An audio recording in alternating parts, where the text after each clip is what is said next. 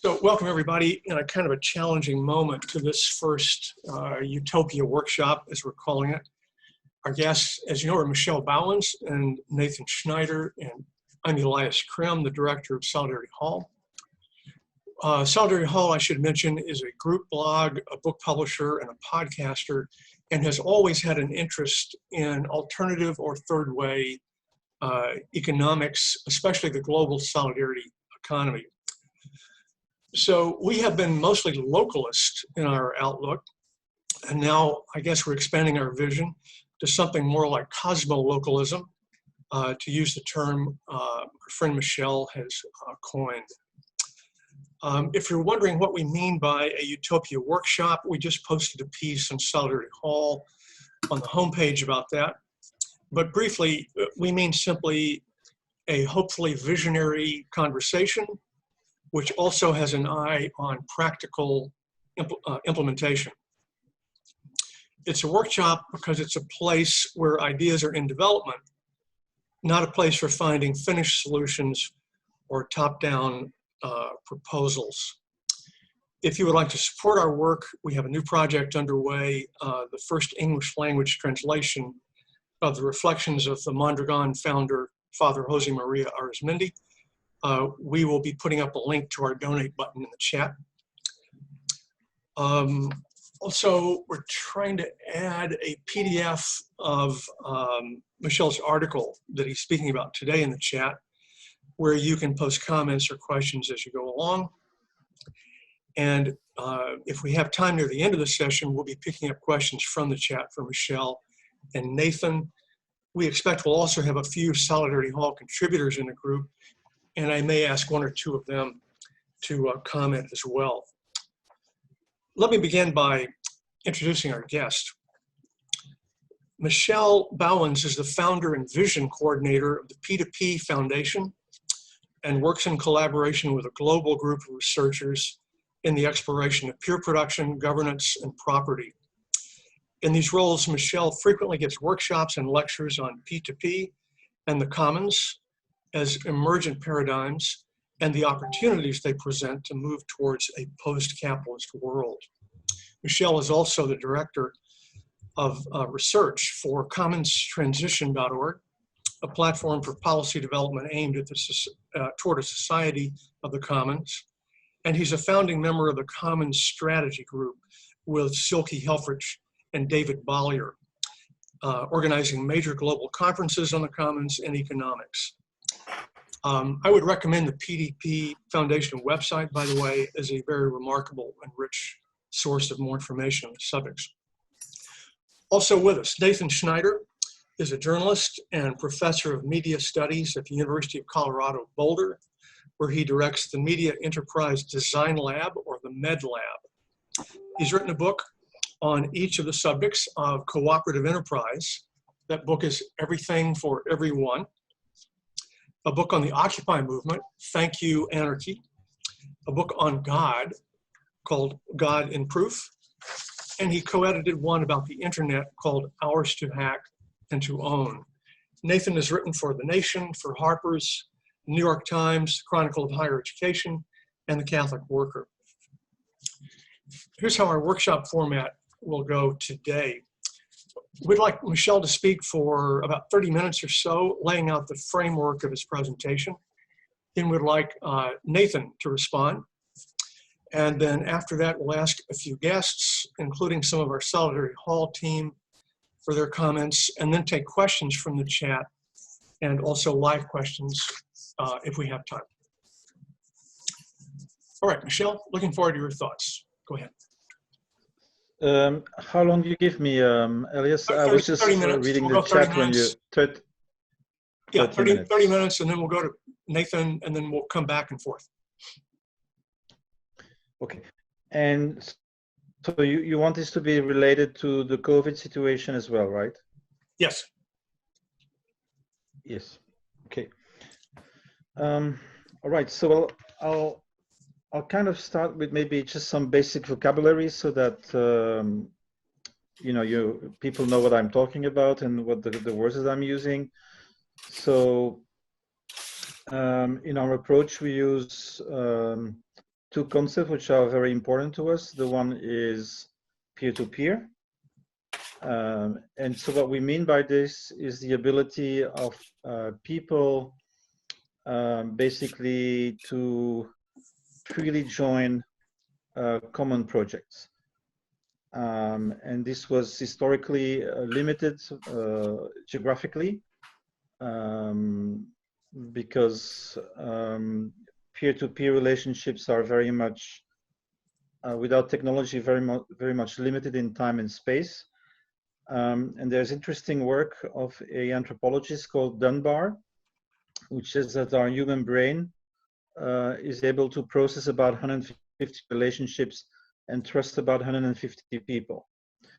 And so in a way, the tragedy of human history, if you link it to that concept, is that we had very convivial means of living together as long as we're in small communities. But then when we scaled, we basically invented hierarchy to manage communication at scale. And with the added problem that big usually is stronger than small, and then so basically those kinds of convivial arrangements were not very competitive in the kind of societies we had for the last few thousands of years. There are always exceptions, but as a rule. And so at the P2P Foundation, we found it very interesting that because of digital networks, we can scale these peer-to-peer collaborative methods, let's say. And basically, it's a bit what we're doing here. We all freely joined this workshop, even though we're in different places. And if we wanted to, we could work together. We could set up a project that is based not on physical proximity, but on a kind of affinity for a common project, right? So that's basically peer-to-peer. And so my kind of basic thesis is that next to states and markets, we now have the growth of this a new type of translocal, transnational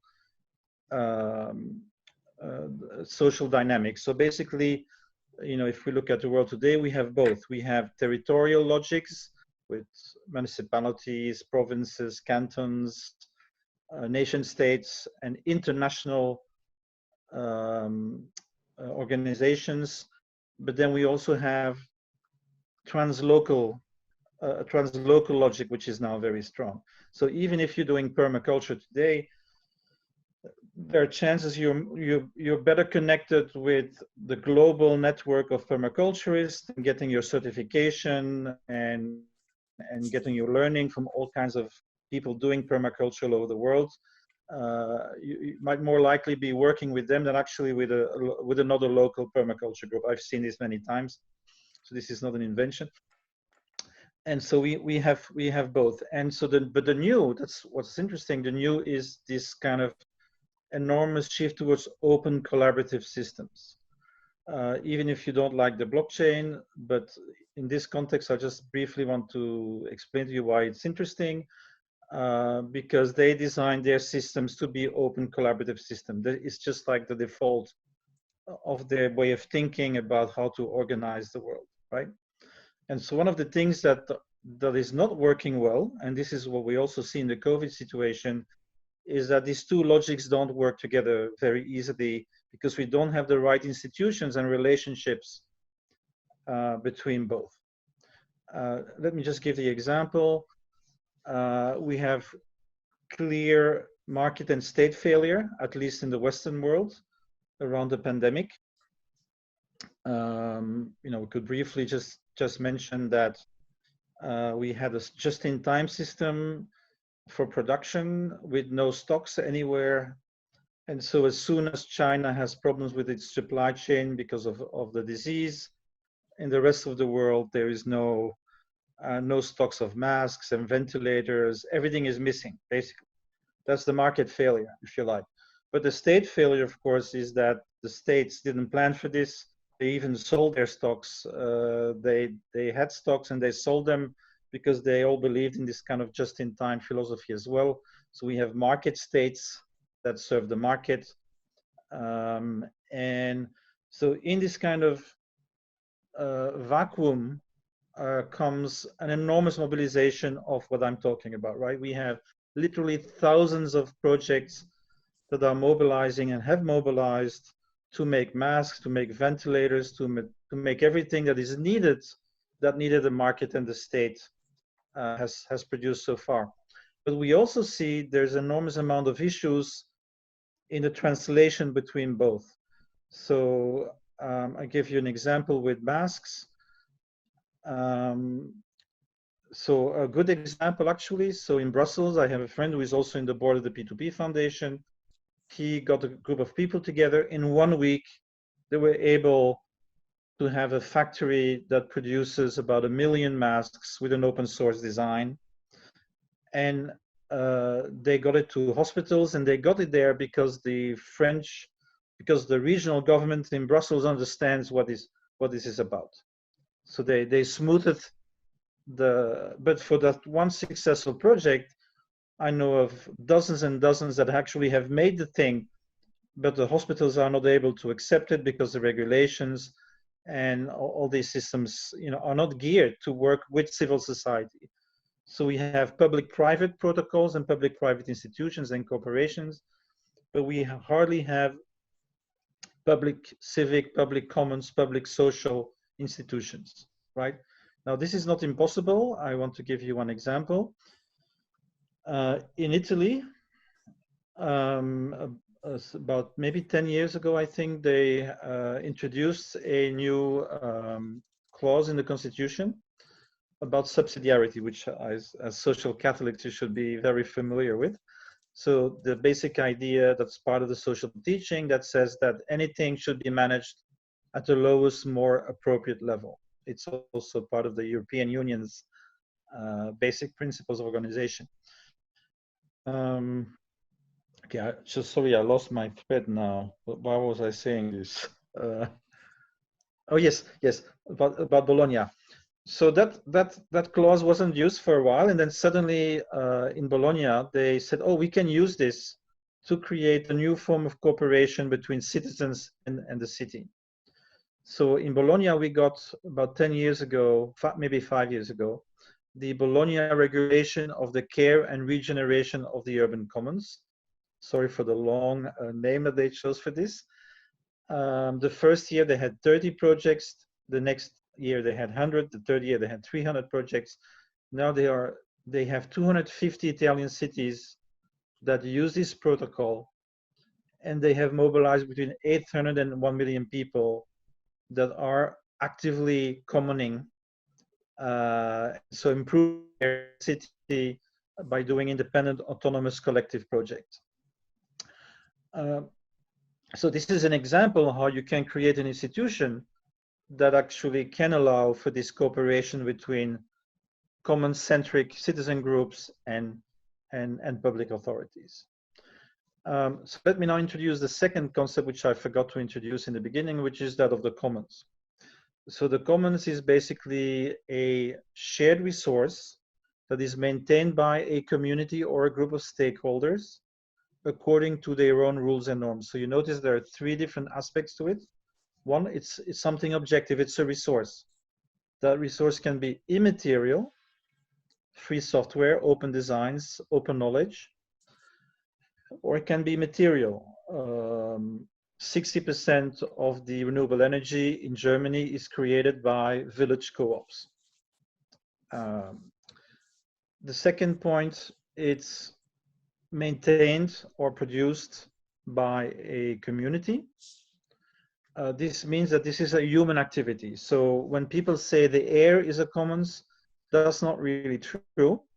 It can be a commons, or it should be a commons, but it isn't the commons if it's not something that is produced collectively, right? And so basically that means that you can choose to say, let's make a market, let's make that a public good that is administered by the state, or let's do it as an autonomous activity by citizens. Now, what's interesting about the commons is that it's one of the 4 main ways of exchanging resources that humanity has. So we have according to an anthropologist called Alan Page Fisk, we have communal shareholding, which is the commons, the act of commoning. We have the gift economy, which is different. So the commons is when you make something together. A gift economy is I give something to a particular person or group with the expectation of a return. It's very important to distinguish those two. They're not the same. Then we have hierarchical redistribution, and then we have the market pricing. So those are 4 ways to decide how we allocate resources in society. If you look at it historically, the first humans did primarily commoning. When we have sedentarization in villages, we use the gift economy for pacification of human relationships. Once we start with dominator civilizations, we do redistribution to justify the domination. And then we have market pricing. So there's kind of a historical sequence. The commons are interesting because they're the only human institution that historically have maintained resources at a stable level. So whenever we have exploitative class societies, so this will be my thesis, whenever there is competition around scarce resources, there will be monopoly over time, and there will be an overuse of resources in the competitive system, because at every iteration, there are winners and losers, and the winners are stronger than the losers. And so you have this concentration happening. And so what historical research shows is that market and state civilizations always end up in the same place, which is overusing resources. And you could look at history as this kind of wave or pulsation between extractive systems and then regenerative periods. So at the end of the Roman Empire, an extractive conquering logic, when that collapses, what do you have? Well, you have a large open source community that is formed, which is the Catholic Church. You have mutualization of resources in the monasteries, and you have re-equalization of production. So the commons become the central organizing principle, if you like, of the society after the collapse. This is a recurring something that we see in human history. And so, of course, I would argue that this is precisely such a moment. So there are various historical schools have identified these rhythms. For example, in agricultural civilizations, it takes about 100 years. You have a cycle of extraction and a regenerative reaction. And of course, capitalism thought it could get over this, right? It thought with technology and energy, and we won't have this problem. And now we have, as a global system, we have exceeded our planetary boundaries. And so what we see is a very large reaction around commoning. So we have open source communities. And I don't know if you know this, but already 1/6 of GDP in the US is generated by systems that work around shared resources. It's about 17 million people that have employment in these common-centric systems. Then we have an exponential growth of knowledge, design, and software that is shared. Second point is urban commons. I did a study in Ghent, and we went from 50 urban commons to 500. So we have an enormous growth of urban commoning. And in a city like Ghent, the one I studied, basically every provisioning system today has a state alternative, a market alternative, and a commons alternative. They're small, but they're growing substantially. So tenfold growth in 10 years. And these figures are available for Belgium, Netherlands, Catalonia. So I'm pretty confident that this is happening in many, many different places. So just to maybe give a very quick historical overview of the evolution of the commons. So first is the natural resources. So Elinor Ostrom, which is got a Nobel Prize in 2009 for her work on the history of the commons. So that's the first thing, is fishing, woods, how do you say that in English? Pâturage, the fields. So many things are commons in pre-capitalist societies. Capitalism encloses and privatizes common property. what happens is then that the people move to the cities, they've lost their commons. Oh, and I want to mention this, and this is something as social Catholics you might want to study. I read that the primary ritual in medieval parishes was beating the bounds. In other words, every year the people in the parish would go around the village and identify and confirm the commons.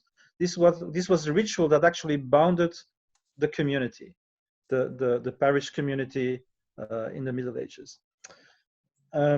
So once these people start moving out of the countryside and lose their commons, we have a second wave, which is the social commons. The labor movement couldn't mutualize natural resources, but so they mutualized their life risk, right? And so you could say historically we have a privatization of the natural resource commons, and we have a statization of the social commons, which I have to stress is not necessarily a bad thing, because as long as it was a purely self-organized grassroots thing, it never reached more than 20–30% of the working class population. When it became a public good, it was 100% as a right. Every citizen has the right to these kinds of protections. So I just want to mention this because it's important to know that, you know, that it's not necessarily a negative thing that this happened. The third wave is the one that we are in, which is about mutualizing knowledge through digital networks. I think culturally a very important thing because it brought back the notion of the commons, which we had forgotten about. The fourth wave is the urban commons.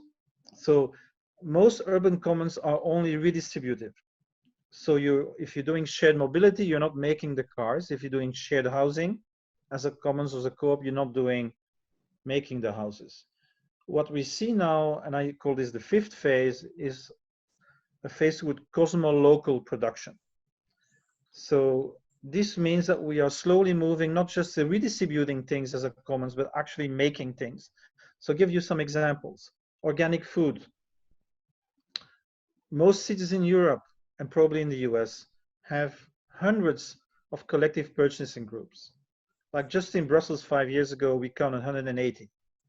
So 180 groups of people from 70 to 200 that decide to collectively buy a part of a group of farmers, right? And so it's a market because there is exchange for money, but the ecosystem is a commons because the ecosystem is jointly managed in a multi-stakeholder format in a non-exploitative way. Energy, renewable energy co-ops, as I think I just said it, 60% of German production of renewable energy is already doing through co-ops. And then there is something very interesting, which is called the multi-factory model. So in Europe, we have 120 of them. And these are groups of craftspeople that mutualize their working environment. So it's more than Fab Labs and makerspaces. Fab Labs and makerspaces are usually more like in the hobby sphere.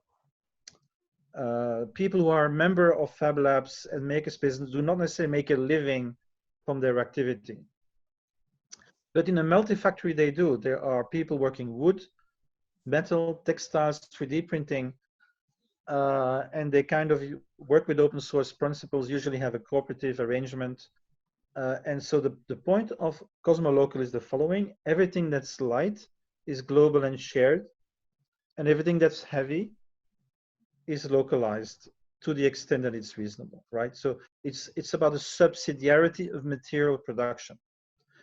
So, and this of course is really necessary right now for a number of reasons. First of all, we spend 3 times more matter energy to transport than to making.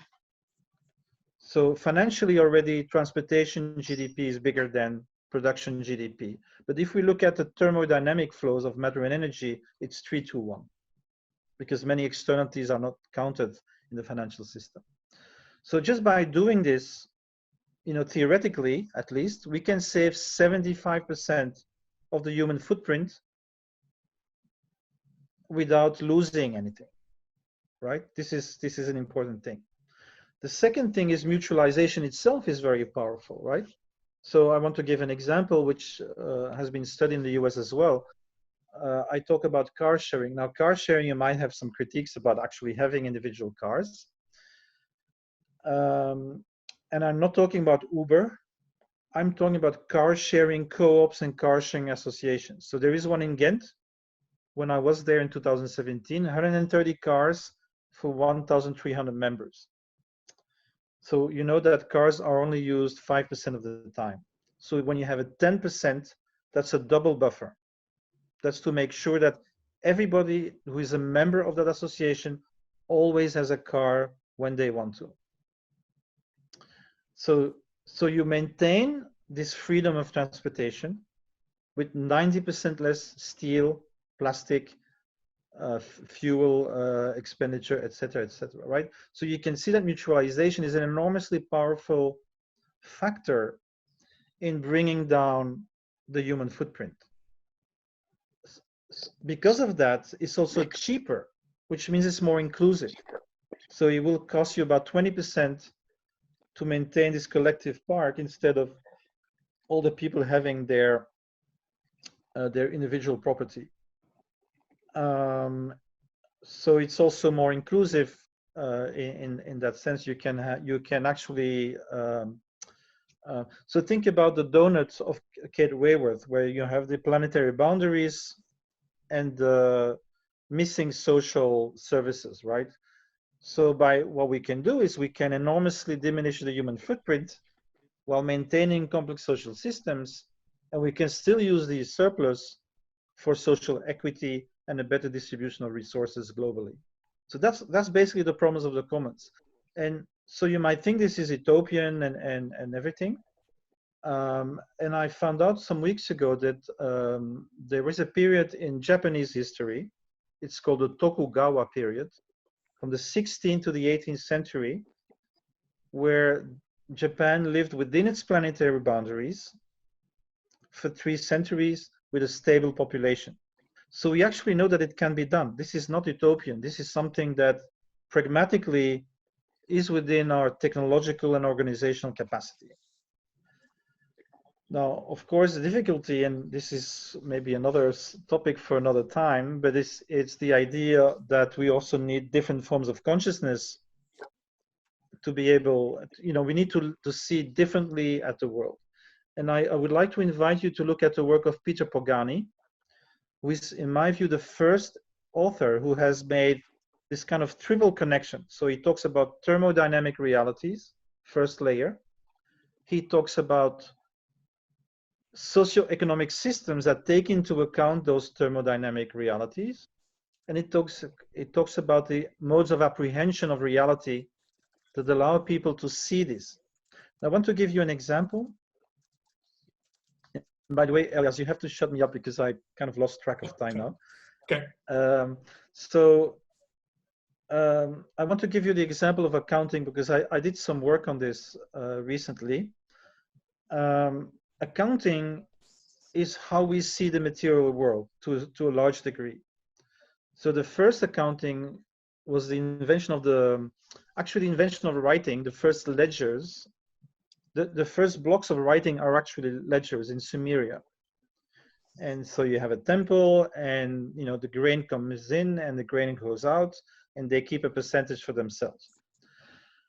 This is the invention of the state, right? Of an institution that is outside of the direct exchange as an intermediary separate from the production. Then in the 15th century, if I remember it correctly, you have this Franciscan monk, what's his name, Lucio Pacioli, I think, or something of that nature, who synthesizes double entry book accounting. But what is the double entry book accounting? It's a narcissic accounting system where you see what comes in and what goes out, and what you keep as profit and capital, right? So you don't see ecosystems. So the vision of people who use that kind of accounting is not ecosystemic. They can't see it. Everything else is an externality. Nature is an externality. And so I did a study last year, which is called P2P Accounting for Planetary Survival. And what I found out is that we are already inventing post-capitalist forms of accounting. I'll just give you 3 examples. One is called contributive accounting. If you have an open source community that creates something collectively, there's immediately an issue of equity, which is that all the people will collaborate to create a common value, but only some people have the connection with the market to realize that value, right? So you create use value together, but the exchange value is not available for everyone. So typically what those communities then will be doing is create a membrane between the outside extractive economy and its cold currency. And then they will, inside their community, create a warm currency which recognizes non-market generative activities. So this is called contributive accounting. And this is very important because if we have a mutation of consciousness, right, you had the Roman Empire with slaves and work is very low. And then you have the Christians and the medieval civilization, which is complete value change, because suddenly ora et labora, you have to work and to pray, and work is good thing. It's an expression of the divine, and you can, as a human being, collaborate with the divine to produce a better world. So suddenly work is something good. That's a mutation of consciousness. And now we are going from labor as a commodity that creates a surplus for capital to this idea of recognizing all contributions. So there are already people doing that. So that's already a mutation of consciousness when you start counting differently, when you use accounting that sees the world differently. The second form of new accounting that I discovered is called flow accounting. And flow accounting means stepping out of this narcissistic double entry book accounting and see the ecosystem. So this is called REA, Resources, Events, Agents. So basically every transaction has a resource. We are the agents and we do something with it. That's the event, resources, events, agents. So this is flow accounting. This is ecosystemic accounting. This is a completely different vision of the world than double entry accounting. And the third form of accounting, which is being invented right now, is called thermodynamic accounting, which is, can we actually integrate the thermodynamic realities into how we make everyday decisions about how we manage society and our lives, right? This is bringing into consciousness these externalities that are now unseen. So to give you one example, this is from the Reporting 3.0 project. Hello. And so what they propose, and they already experimenting with this, is a global thresholds and allocations council that basically is a scientific group that takes into account the resources of the world. How much copper is there, how much this, how much that, what's the biocircularity, what's the rate of discovery, etc., etc. And this gives then an accounting system that can go down to the local, regional, bioregional levels. And that can be integrated into a multi-capital accounting system. And that gives us a full view, not a full view, but a more holistic and integrative view of society. Okay, so this was just to illustrate this idea that, you know, we also need tools to see the world, right? So once we invented the microscope and the telescope, we started seeing the world differently. And this is the same at the same level. Once we have these new accounting schemes, we start looking at the world in a different way, in a more holistic, integrative way. Okay, let me conclude with this idea from Pagani, which I think is very interesting to see where we are at right now. So what he says is that our world is our societies are complex adaptive systems. Complex adaptive systems only change through chaotic transitions. So it's not about human beings making rational decisions and saying, oh, it would be better if you do this. No, the system is stable, and then it starts functioning properly, and then it gets shocks, external or internal shocks, right? So briefly, he says we had a proto-global system, the mercantile ancien regime, which was interrupted by the French Revolution and the Napoleonic Wars. It gave birth to a completely different system, the Smithian capitalist system, which was based on a dominion of capital over labor. Now, I've just been reading something about this, just to give you an example of how bad it was. We forget about this, right? So in 1830, in Lille, in the north of France, there were 20,000 workers in the steel industry and in the mines. They didn't live in homes, they lived in caves. They had about 10,000 children in 1830, and they had one doctor who kept statistics. 10 years later, only 600 of these 10,000 children were still alive. So this is the system of the 19th century. This is the situation of the working class in the 19th century, the Smithian system. And this system was interrupted by the chaotic transition of World War I and World War II, in which two other systems were competing as alternatives to manage the industrial system. And it gave us the welfare state, a compact between capital and labor, and weak multilateralism. So the IMF, Bretton Woods system, the World Bank, which were mediating institutions to try to mediate the conflicts between nations. And he says now 2008 is the end of the global system, that global system. And so we entered into a chaotic transition period. This is where we are. And then I see COVID as one of these pedagogical catastrophes. It's a great revealer and a great accelerator of change. I don't think it's the only one, because some people become very metaphysical about it and say, you know, everything will be different, which is as wrong as saying everything will stay the same. So things will change, and some things won't change, and some things will get worse, and some things will get better. But the interesting thing is that we are now in the midst of this non-linear change. I don't know if you agree with this, but this is something that is very experiential for me. You know, this kind of social isolation and everything that it is bringing forth is really very powerful, I think.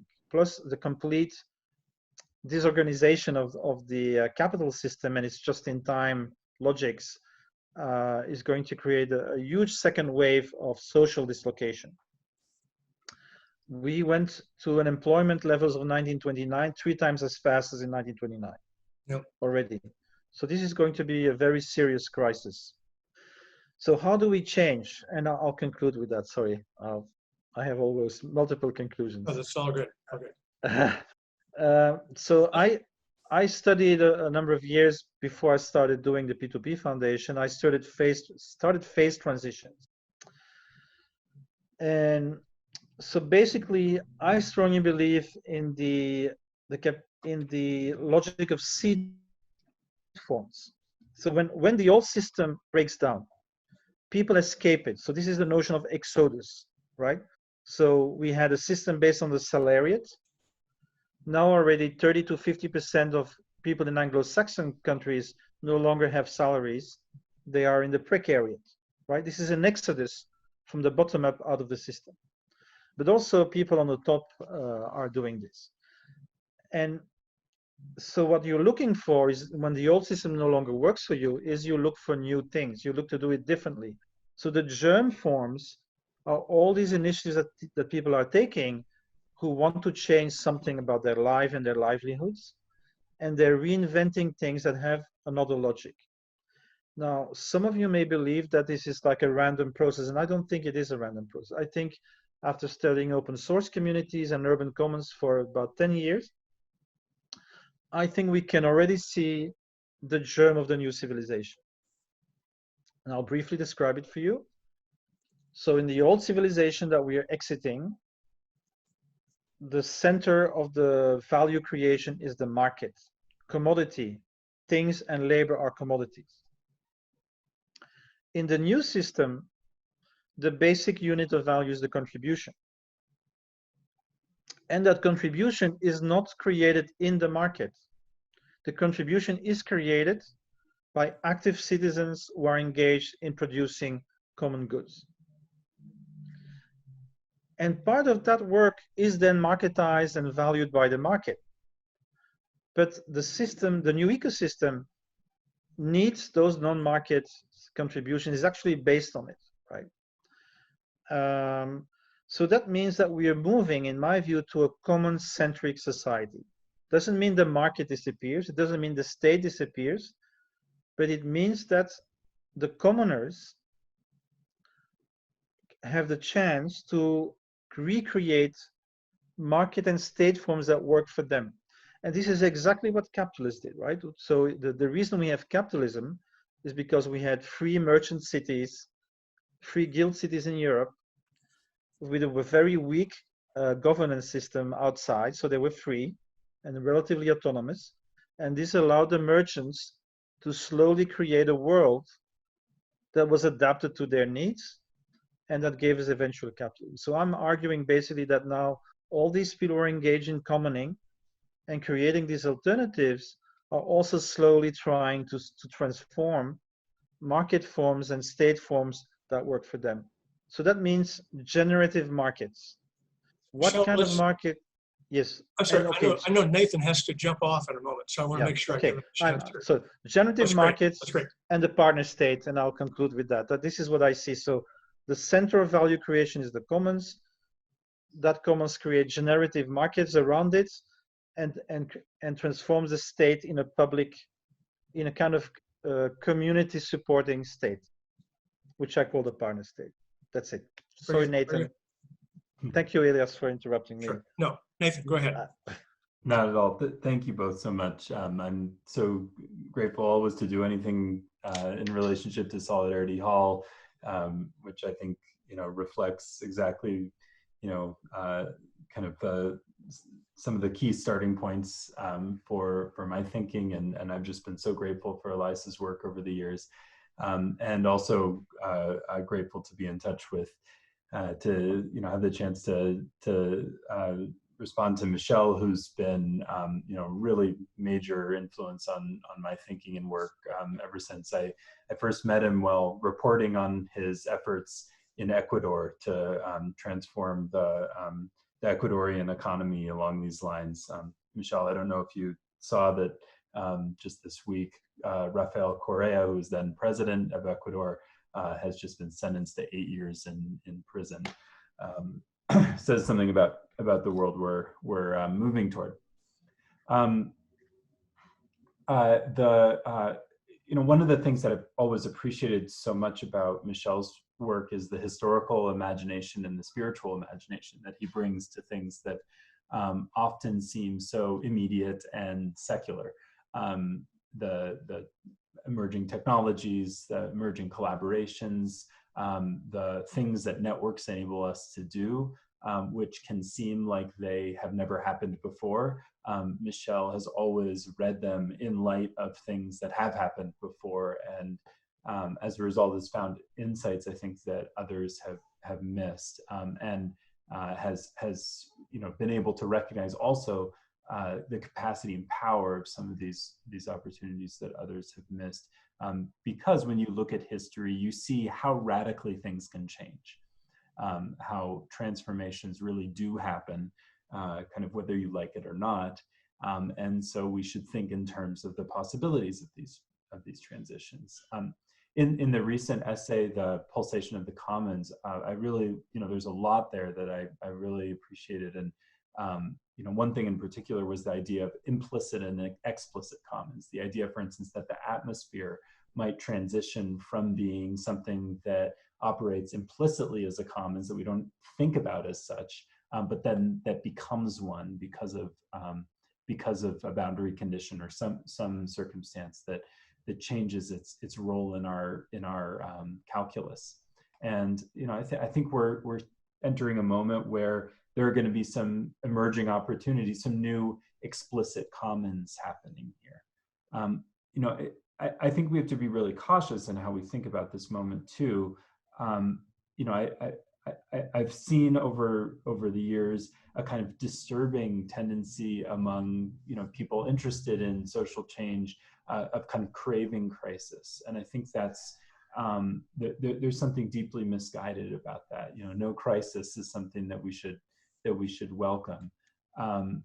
but at the same time, when these things come, we want to be prepared, and we want to be thinking long term. We want to be as patient as the virus is, ready to think in the kinds of timescales that our ecological environment is thinking, that the source of the crisis is operating on. This virus is millions of years old, and we're just experiencing one piece of its life. A few comments on the kind of state of peer production that we are working with in confronting this moment. A lot of the work that I've been doing lately has been trying to trace, okay, what are the limits of the tradition and legacy of peer production? What hasn't worked, and what do we need to really buttress up? Which I think of as really building on the work of people like Michel, as well as Yochai Benkler on kind of foundational work on commons-based peer production. But I think it's also really important to recognize, for instance, that the extent of cosmolocalism, the extent of fab labs taking over productive activity is really quite limited. That the major examples people often talk about in terms of peer production today, Wikipedia and Linux, are the same ones that Benkler identified many years ago. They continue to be incredibly significant, but I'm concerned that there is, that in certain respects, things that were expected at that time have not come to pass. In particular, Benkler expected the eclipse of the corporation, the firm, by these models. In fact, what we've seen in technology, for instance, is a drastic centralization of the firm, where some of the most powerful companies in the world are building on open source, and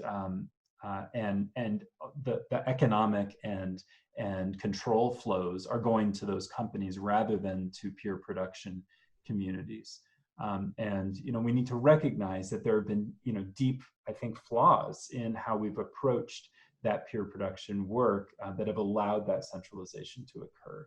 And the danger is only heightened in the moment of the coronavirus, where there's a rapidly escalating temptation to totalitarian surveillance that these companies and their state allies are very eager and willing to exploit.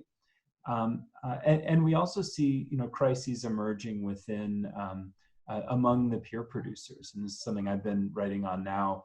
A kind of feminist turn in the open source community toward anxiety about ethical and economic issues that have so far been ignored. And this also relates to anxieties about the sustainability of these kinds of peer production communities, which lack, again, to kind of draw from feminist logics, a logic of care. How do we preserve, maintain, do the work that tends to not be supported in these models? So what formations could be strong enough to resist some of these dangers that we face, and the turn toward a mix of kind of toxic mix of coronavirus-powered surveillance and the already emerging kind of nationalist retrenchment that's been going on? As Michel suggested in the past, the Catholic Church played a role as a kind of anchor for the commons. After that, he mentioned also the role of like the New Deal and the social democratic state as the forces that universalized what before were kind of experimental, civil society activities. What institutional network formations are going to be strong enough to play that role? In our current peer production formations, I'd argue that those bulwarks are pretty weak. Wikipedia is a democracy only because Jimmy Wales has served as its constitutional monarch. You have a lot of these cases where you have lucky moments where somebody steps into that kind of role, but what happens when they step out? Are we going to rely on the big tech companies that have increasingly presented themselves as allies of open source the Microsoft acquiring GitHub and that sort of thing? Are they going to be the critical partner institutions, or are we going to have more autonomous institutions that are really under the control of peer producers in more substantial ways, that have logics other than profit maximization and that sort of thing? I think that this is a really critical moment for commoners to identify, who really are our allies, and how can we make sure our allies are strong enough to resist the countervailing tendencies. So where next in Corona world? First of all, I would say I really don't know. I'm really trying to enter this moment with a spirit of humility, with a spirit of listening. I didn't see this coming in ways that others did, and I think a lot of us, are seeing our kind of cognitive limits, and I've been trying to really, sit with that right now. But nevertheless, a few little offerings. One thing I've been very interested in lately is how can we make sure that our mutual aid groups that are forming around the world right now have the seeds of a kind of strength that will outlive the initial rush of enthusiasm.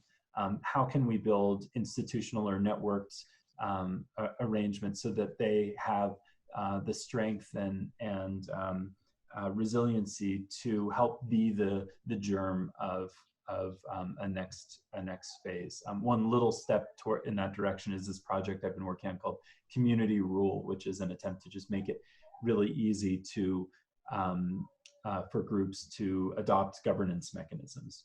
And a second thing that I think is really critical, again, to take into account is the question of care work and care and maintenance. This is something, many of us are, it's a kind of commons that I think is becoming explicit and visible in ways that many of us are have been blind to right now. I'm thinking of that very much right now as I'm hearing my children in the other room. And we're seeing these, on the one hand, the world of people with way too much time on their hands, and then the world of people who are doing multiple jobs and taking care of children at the same time. And I think there's an opportunity to kind of begin there, and to start with the need to care for people and for each other in the midst of this crisis is the beginning of a new kind of explicit commons that we need to recognize in our midst. As for instance, feminist commons thinkers like Sylvia Federici have been arguing for many years, that care is the root of the commons. But above all, I think we want to be working toward a recognition that right now we are in crisis. We don't have to have all the answers. The New Deal didn't all emerge in 1929. It emerged in the years 5, 6, 7 years that followed. I think we need to be looking toward those years, the years when we start to get on our feet again, and there starts to be an appetite once again for the kind of Cambrian explosion of commoning that Michelle alludes to. I'll leave it there. Thank you so much again for the opportunity to share this stuff. Thank you, I'm Nathan. going to have to step out for we hear childcare the call in a couple of minutes, but I really appreciate the chance to be part of this conversation. Fantastic. Thanks a lot. Good to see you. Thank you so much, Nathan. Be well. I had, as I mentioned, 2 or 3 people before we open up here to whomever would like to maybe drop a note in the chat, let me know you have something you want to ask. I have a couple of people I wanted to just recognize for their thoughts or questions. I see my colleague Russell Fox here. Russell, any quick comments for Michelle or Nathan?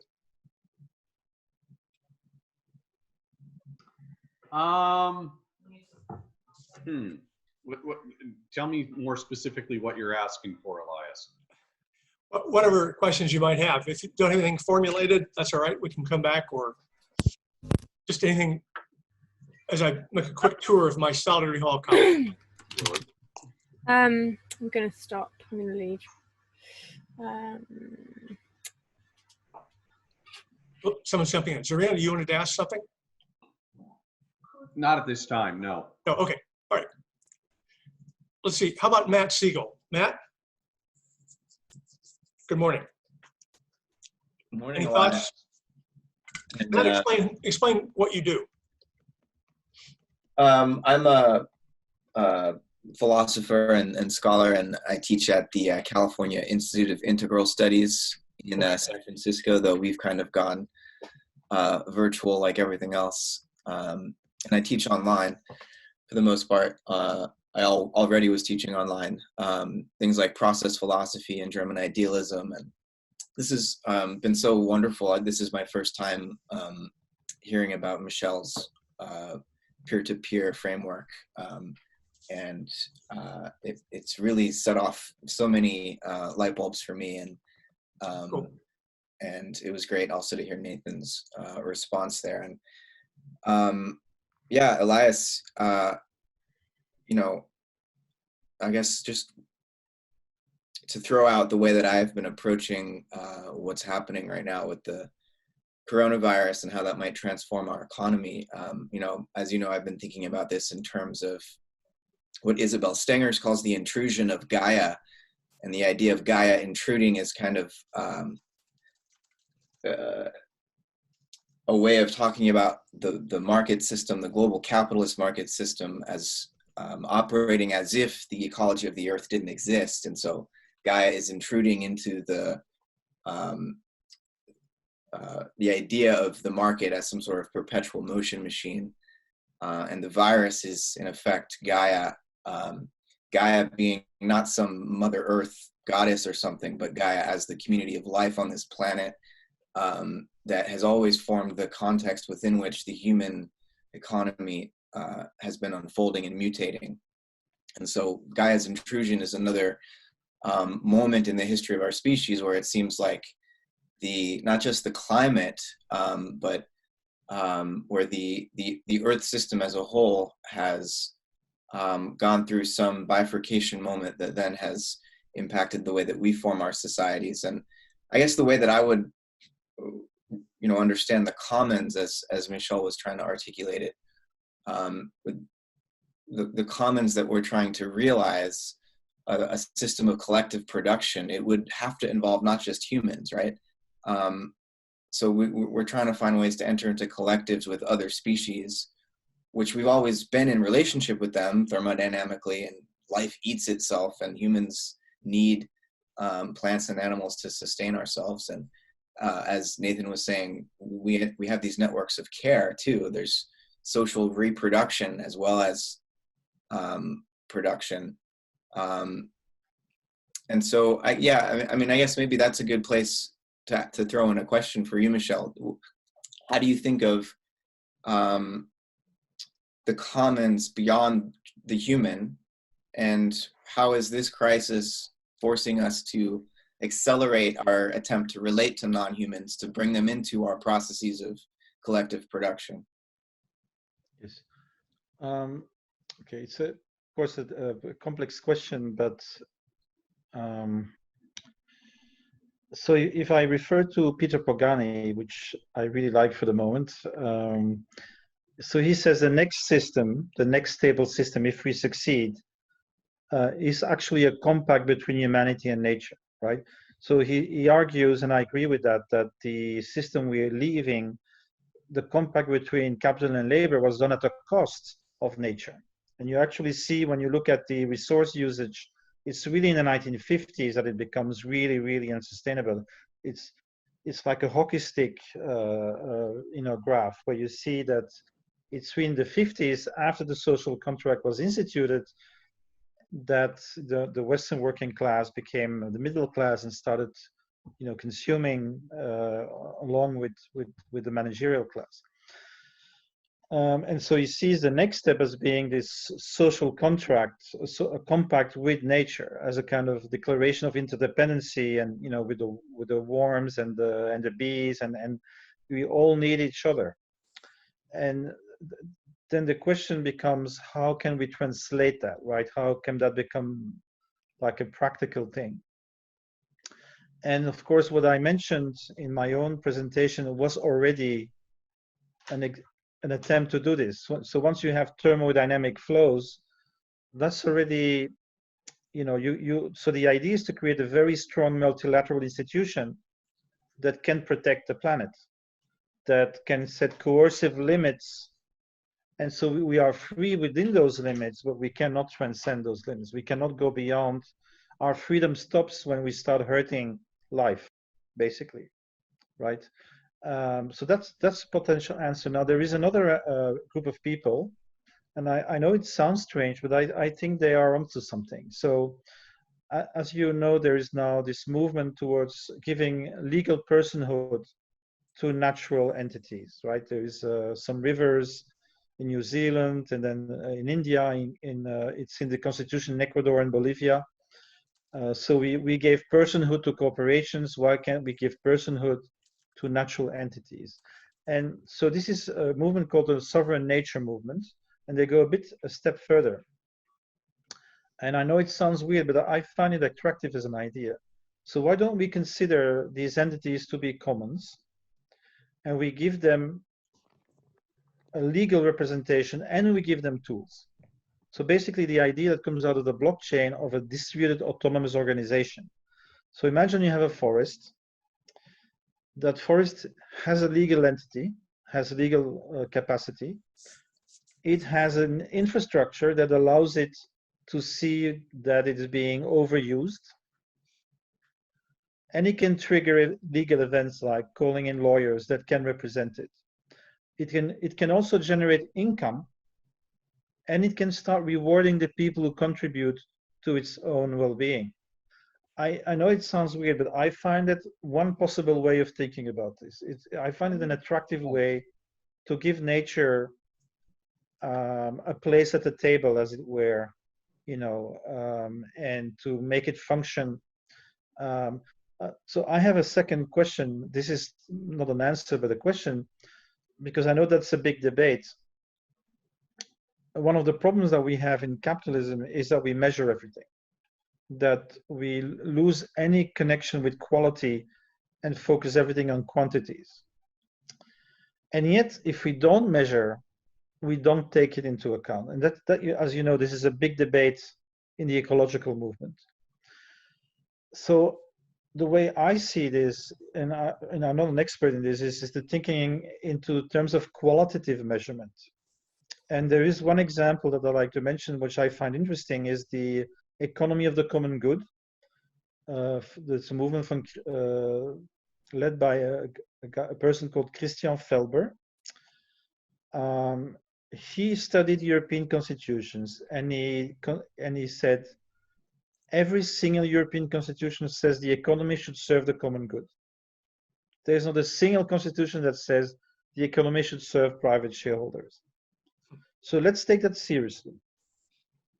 The next step in his thinking is, well, the common good is actually not a metaphysical concept. It's something that we can agree on democratically.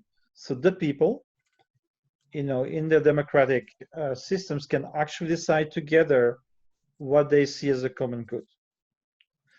And that allows for qualitative discussions, not just purely quantitative measurement. Things like happiness and well-being, and so anyway, so they developed this kind of accounting system with 17 clusters.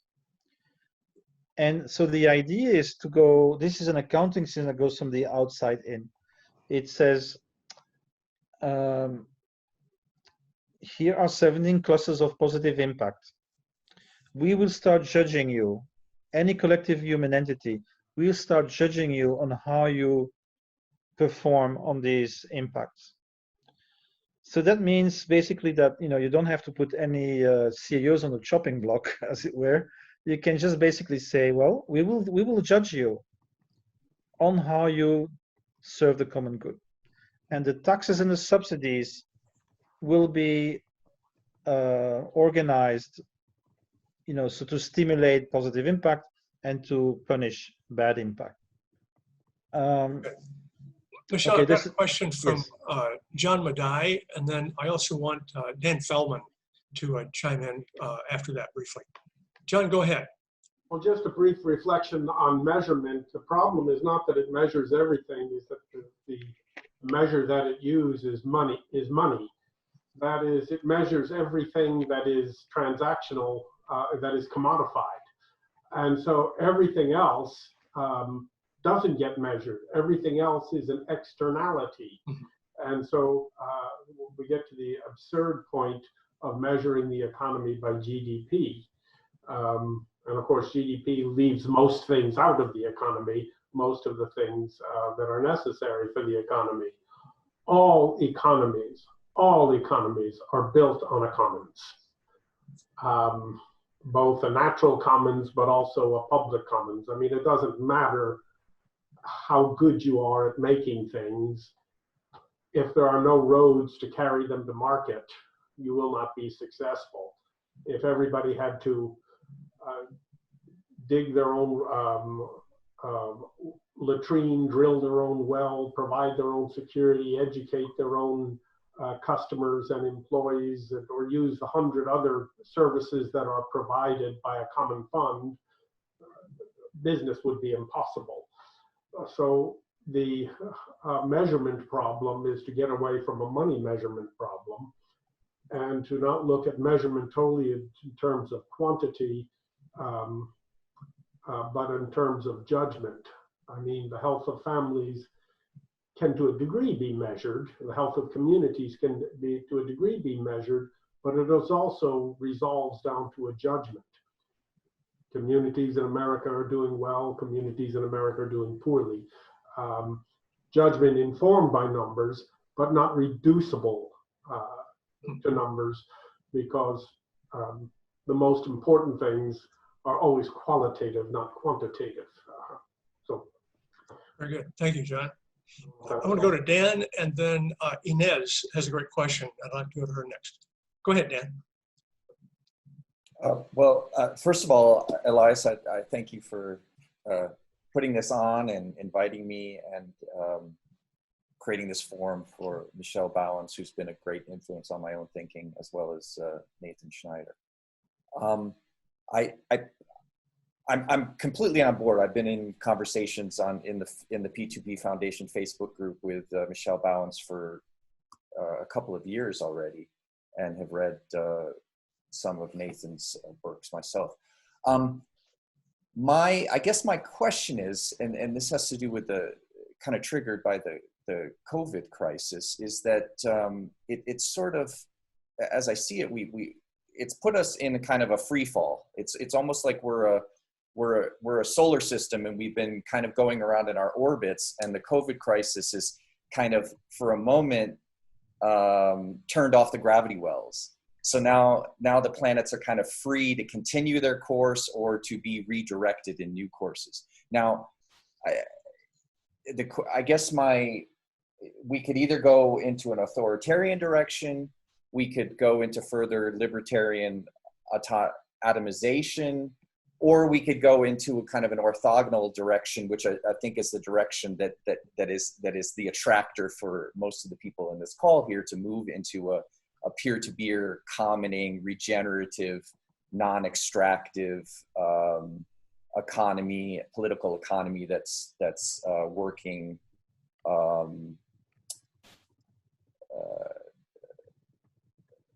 where we recognize that we are a part of nature, essentially. So I guess my question is, there's Michelle, you've brought up some of the new accounting systems, some of the new mindsets, some of the new seed forms that you see flourishing in the world.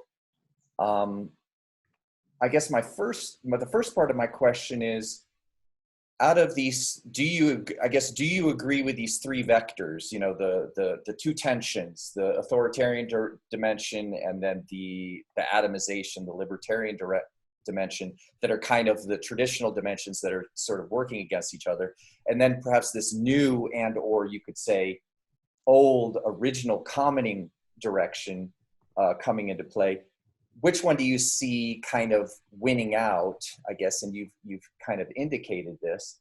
And then are we trapped by history, as Scott Gibbons writes in his book, who I see is on this call? Are we trapped by the history of these Turchin-like cycles, or can we are there things that we can do to identify, codify, and replicate so that we can start organizing locally, nationally, and internationally to spread these good seed forms around in the world?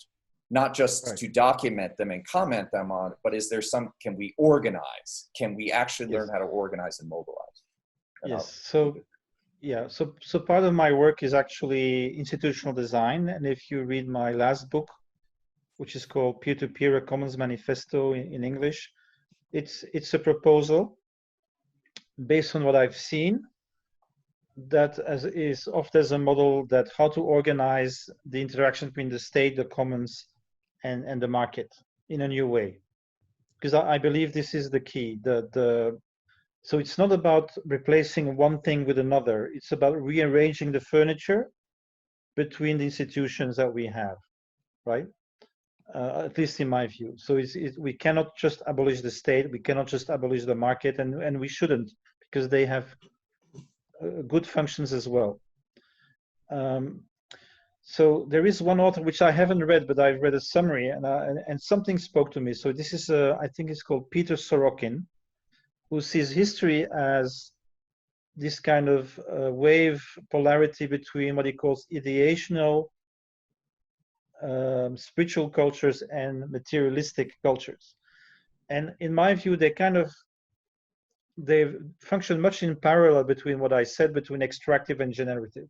So I think that extractive cultures will naturally tend to have materialistic cultures, and that generative cultures will tend to be ideational. But he mentioned a third, which he calls integrative. And here's why I think that this is the option today, because if you look at, this kind of polarity, what the problem is that with capitalism, we've reached a point of no return. In other words, it's not enough just to say, okay, we're back in a generative polarity. No, because we have overused planetary resources to a substantial level that we probably cannot go back to an extractive system.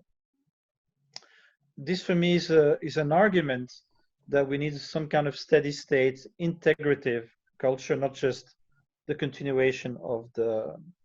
And so that means that, in terms of thinking, we always have to think, like, is there something good in this that we can reuse, but kind of put in a different context? And so here now I want to answer about your authoritarian issue.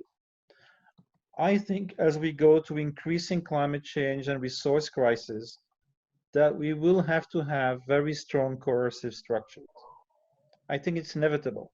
If there is not enough food for everybody, either you let people die or you say we have rationing. I think this is likely to happen in the next decades, right? And this is dangerous, because that means that we're gonna have more authoritarian structures out of survival necessity. Just as during COVID, we're doing things, we're keeping people in their houses because we think if they don't do it, more people will die. And that is a justification, which I provisionally accept, that we have to do this right now. But I think if we think about it creatively, we might come out of this. And this is an example. So now we have competitive procurement, and which is a very disturbing system, because it always gives one winner everything, and it means that all the rest of the creativity is lost and put in the wastebasket. And in order to win, you have to be very good at pushing out externalities. Now, what if we create a public accounting scheme, a ledger, a shared distributed ledger, where every citizen can prove his decarbonization efforts? So in other words, we mobilize the whole population and we say, okay, we need to decarbonize, we have no choice. But instead of us, the state, telling you what to do, we allow you to be creative and just come to this institution, we'll verify it, we'll tokenize it, and we'll finance it. So in this way, you actually merge the necessary coercion, but you leave within that sphere, the sphere of liberty.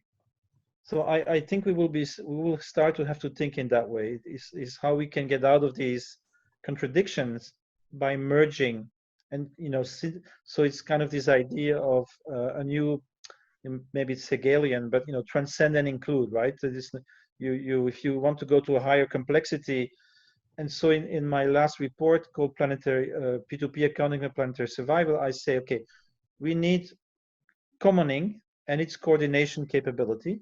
So that's the ground, the baseline of cooperation, to see what everybody is doing, and we can in real time adapt our behavior to what everybody else is doing. Then you have generative markets for stuff that needs to be renewed. We need to be careful about how we reciprocate and exchange. And then the third level would be the planning, the coercive planning of the planetary boundaries, right? So in other words, we take the best of the commons, its capacity for global mutual coordination through signaling. We take the best of the market, and we take the best of the state. And we rearrange it in a higher synthesis. Mm-hmm. Very good. Let's see, Inez has a question. Hi, Inez. Okay, is that it? Okay. Yep, got it.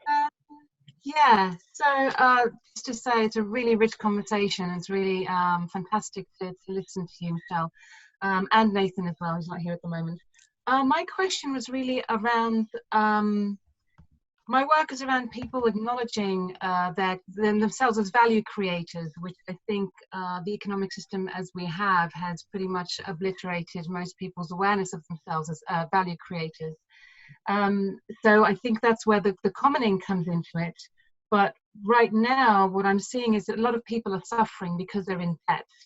And in order for them to be able to even reach the point where they're able to do any commoning, I'm wondering whether we need to see that debt as a kind of collective as well, that we need to, in some ways, have acts of healing and perhaps a sort of a collective purchasing of debt, so that we can even get people to the level in which they can start to engage with the commons.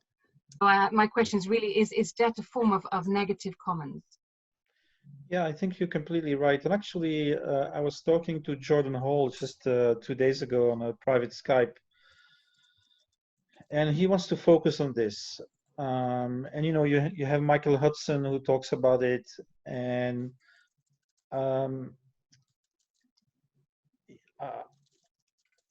I think this is going to be a key issue. Yes, people cannot pay their rent.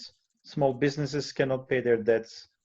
So I think the idea of a jubilee is going to come to the fore. I think this is a moment, and I think if they don't do it, it's like they commit suicide themselves, because the just-in-time problem, which is what gave us the crisis in the medical devices, is the same for credit. If today, without help of the state, 90% of our business will go bankrupt, it's extraordinary. So and so the whole just-in-time system of money flow has been radically interrupted, and I don't think so. Without it, I don't think we're going to escape it. And I think in terms of even capitalist self-interest and survival, if it becomes really serious, this crisis, and I think it will, then the idea of jubilee is probably a way to unite a lot of people, because that helps everybody. It's a bit, the basic income is more controversial than that, because you can say jubilee and it's a one-time event that resets everything. I think a lot of people can agree with that, more than with the idea of saying the basic income, which a lot of people on the right will say, oh, you're going to pay for lazy people. And I think the idea of jubilee is really interesting right now. So I agree with you. Great question. Scott Gibbon has a question for Michelle. Can I say hello, one Michelle. thing? Can I say one thing? Sure. So I made a mistake in my planning, and I have to go at 10:30 because I have another podcast. That's fine. We're ending at 10:30. Okay, that's good. Okay, thank you. Go ahead, Scott. Yes. Hello, Michelle. Nice to see you. Sorry, I don't have much bandwidth, so you can't see me at the moment. I really appreciate, your work for a long time. And today, especially, I want to point out, I'm very happy. I think you have recently turned towards some attention on the just-in-time system. And I think it's very, very important. I think maybe if we hit on that more, maybe I'd also like to work on that a little bit, because it's not just the just-in-time delivery. It's also including the Airbnb, the Uber, the eBay, basically maxing out the resources without leaving any buffer. So I really appreciate that. And your comment about Jubilee, that's also incredibly important. And I appreciate the reference about universal basic income. As you know, I've proposed universal basic services instead of universal basic income, because the universal basic income still has to go to the market, to some kind of market for the services. So the basic income might not be sufficient for the income might not be sufficient for the services. But I'll just put out one thing. I heard what you said, which was really important for me, and that was the issue about, was it in Italy that there was some, some peer production of medical equipment, PPE or PPD or whatever, and PPE, yes. that there was regulation that was preventing it. Yeah. And I think that's very important for me in my work, because I'm looking at the terms of, issues about devolution, about the regulation state, about the establishment of community. And I think that that's one point that you didn't mention exactly, but that's what it is. It's the regulation state. And so you're a man of peace. And I appreciate that. However, the regulation state now, as you pointed out, is preventing the organic contribution by the P2P system. And I wondered if you had any comments about that, how to, at this current moment, it's a crisis. In fact, we're going to have to move forward somehow. And the regulation state or the stated structures are in charge now, and they're blocking this emergence of the P2P response. It's a difficult issue because it's also mixed with the idea, the debate between the left and the right and the libertarians versus welfare state issues. I have close experience with this when I did this project in Ghent in 2017. Mm-hmm. So here's my reasoning. Yeah. If you live in a market system where everybody is in there for their own private interests, right? Then the lack of regulation is very dangerous for the common people, because you have basically predatory behaviors. And so the people demand regulation to protect themselves against bad products and because you cannot just assume that in a market system everybody behaves. You go to China and everything is rotten basically. I mean, the food is poisonous and because they have lots of regulation, but they don't have regulation for that. And so people, small traders just want to maximize their profits, and they do all kinds of things with the food. So this is the justification for regulation when you only have players that are out for their own personal profit. Mm-hmm. And this is, I think on that side, I'm more with the left and say we need regulation. We cannot trust the self-regulation of market players. Right. Now, if you have commons, it's slightly different, because commons have a positive social goal. I mean, they actually exist to make something together. And so the whole social logic in a commons is a positive logic of trying to do something together, right? And then what you have, the problem is the problem we're having now. You have a state, this famous book from James Scott, Seeing Like a State. You have a state with functionaries which are extremely paranoid towards what can go wrong, right? And so they apply this thinking, which might be partially justified in case of a purely competitive market system. They then apply it to the commons. And so I went through this, it's a silly example, but I like to briefly tell it to you. So there was this park, a commons park, and they introduced two pigs. And I don't know if you know, but there is a big difference between capitalist pigs and commons pigs. This is a joke, but it's not a joke. Capitalist pigs are very stressed and they have corked tails, and commons pigs are very relaxed, so they have tails like dogs that, you know, go like this. And so these pigs were obviously very happy there. They were cared for by the children, by the elderly people. They got all the food they needed. But from the point of view of the city, they said, oh yeah, sure, now it will work, but I'm sure in 3 months these pigs will starve. And so it's illegal to have animals in the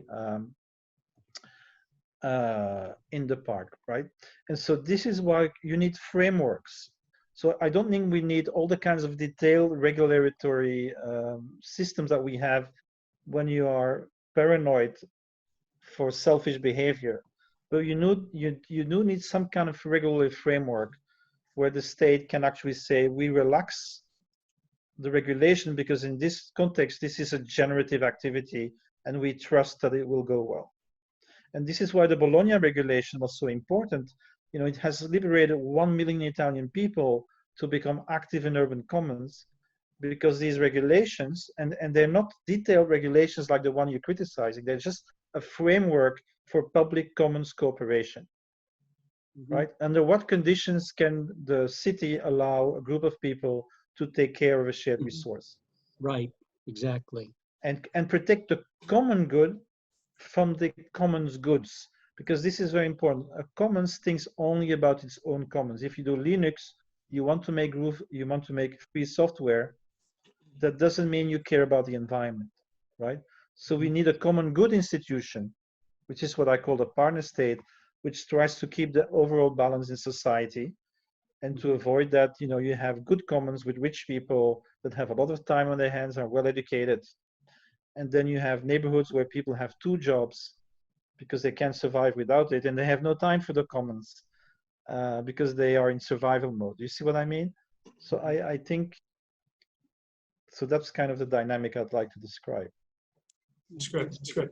We're just about to close, and that last last conversation reminds me of something that we, of course, don't have time to take up at the moment, and that is the question of if the regulatory state is likely, as Scott in his book points out, to be oppressive, and it's difficult to get around that.